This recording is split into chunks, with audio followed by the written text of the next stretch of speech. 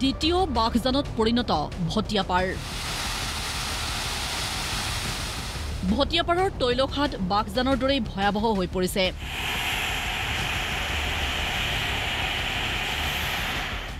বিগত 9 দিনে গেছ নিৰ্গমন হৈ থকা তেলখাটটোৱে বাঘজানৰ দৰে বিপদ মাতিছে শিৱসাগৰবাসীলৈ। অসহায় ONGC, অসহায় দেশৰ বিশেষজ্ঞৰ দল। 9 দিনে সৃষ্টি হোৱা বিভীষিকাক লৈ সকলোৰে মনত সন্দেহ আছিল। বাঘজান কাণ্ডৰ পুনৰাবৃত্তি হ'ব নেকি ভটিয়াপাৰত? অৱশেষত সেয়াই হ'ল। মুখ্যমন্ত্ৰীৰ মন্তব্যত স্পষ্ট হ'ল এই কথা। গেছ আৰু তেল নিৰ্গমন বন্ধ কৰিবলৈ গ্ৰহণ কৰা প্ৰতিটো পৰিকল্পনাই বিফল হৈছে বাঘজানৰ দৰেই। অৱশেষত বাঘজানৰ দৰেই চিৰদিনৰ বাবে গেছ নিৰ্গমন হৈ থকা ভটিয়াপাৰৰ তেলখাট বন্ধ কৰি দিয়াৰ সিদ্ধান্ত। বাঘজানৰ দৰে অগ্নিকাণ্ড সংঘটিত হোৱাৰ পূৰ্বে ভটিয়াপাৰৰ খাটটো বন্ধ কৰাৰ বাবে আমেৰিকাৰ পৰা আহিছে বিশেষজ্ঞৰ দল। জাগাৰ পৰা গেছ ওলাই আছে, তাত তেওঁলোকে প্লেন এত মাড বা বোকা তেওঁলোকে দিয়ে আৰু গেছটো লিকটো বন্ধ কৰিব পাৰে নেকি চেষ্টা কৰে।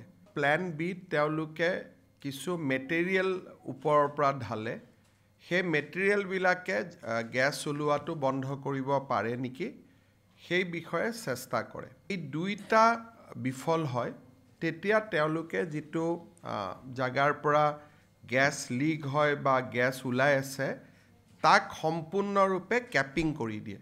যিটো ৱেল সেইটো চিৰদিনৰ কাৰণে বন্ধ হৈ যায় আৰু তাক তেওঁলোকে কেপিং কৰি দিয়ে।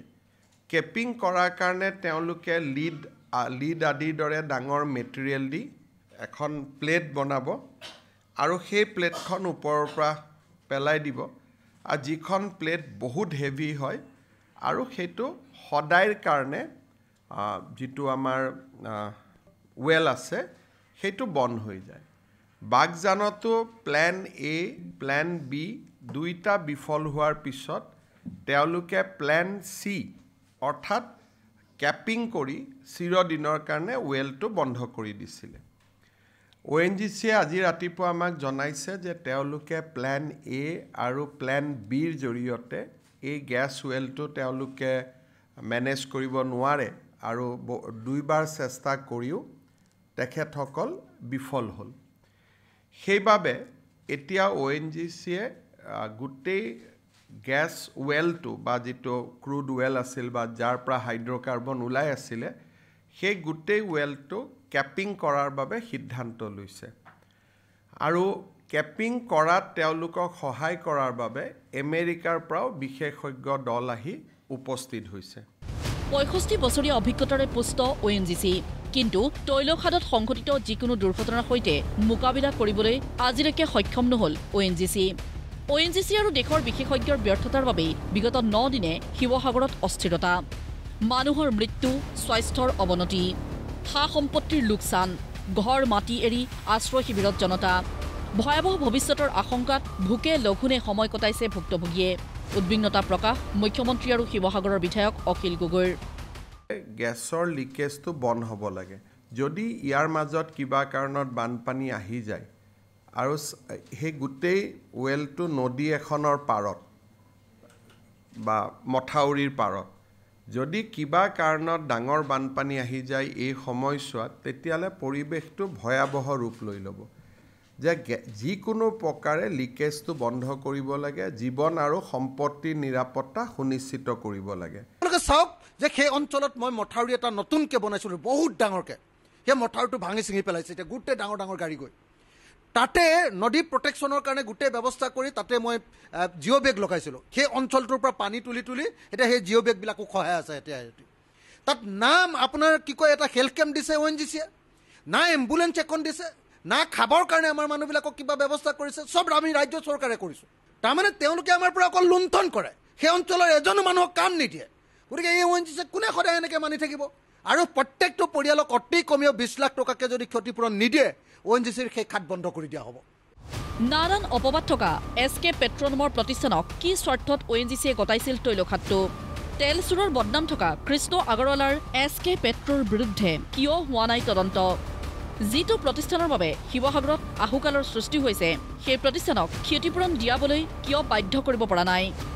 এনেবোৰ প্ৰশ্নৰে ক্ষোভ উজাৰিলে দল সংগঠনে কংগ্ৰেছকে ধৰি অন্যান্য দল সংগঠনৰ তীব্ৰ প্ৰতিবাদ